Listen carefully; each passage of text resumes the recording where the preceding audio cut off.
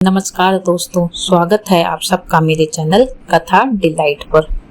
दोस्तों, आज हम हरियाली अमावस्या की खास कथा को सुनेंगे।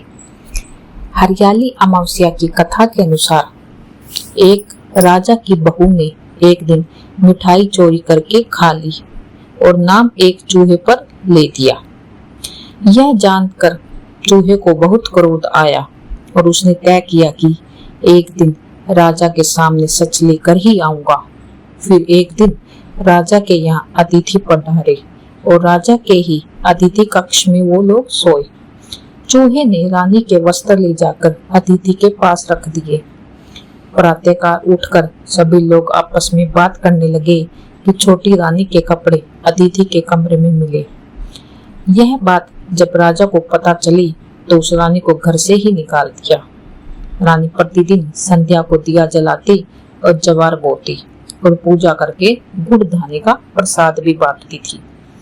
फिर एक दिन राजा शिकार करके उधर से निकले तो राजा की नजर रानी पर पड़ी। राजा ने महल में आकर कहा कि आज तो वृक्ष के नीचे चमत्कारी चीज है। अपने झाड़ के ऊपर जाकर देखा तो दिए आपस में बात कर रहे थे। आज किसने क्या खाया और कौन क्या किया। उसमें से एक दिया बोला, आपके मेरे जान पहचान के अलावा कोई नहीं है। आपने तो मेरी पूजा भी नहीं की और भोग भी नहीं लगाया। बाकी के सब दिए बोले, ऐसी क्या बात हो गई। तब दिया बोला, मैं राजा के घर का हूँ। उस राजा की एक बहू थी। उसने एक बार मिठाई चोरी करके खा ली और चूहे का नाम ले दिया। जब चूहे को क्रोध आया तो रानी के कपड़े अतिथि के कमरे में रख दिए और राजा ने रानी को घर से निकाल दिया।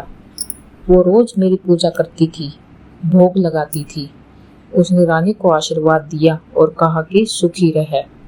उसने आगे बताया कि रानी की मिठाई चोरी की वजह से चूहे ने रानी की साड़ी अतिथि के कमरे में रखी थी और बेकसूर रानी को सजा मिल गई।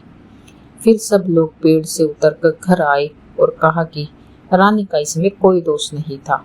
यह सुनकर राजा ने रानी को घर बुलाया और फिर सभी सुखपूर्वक रहने लगे।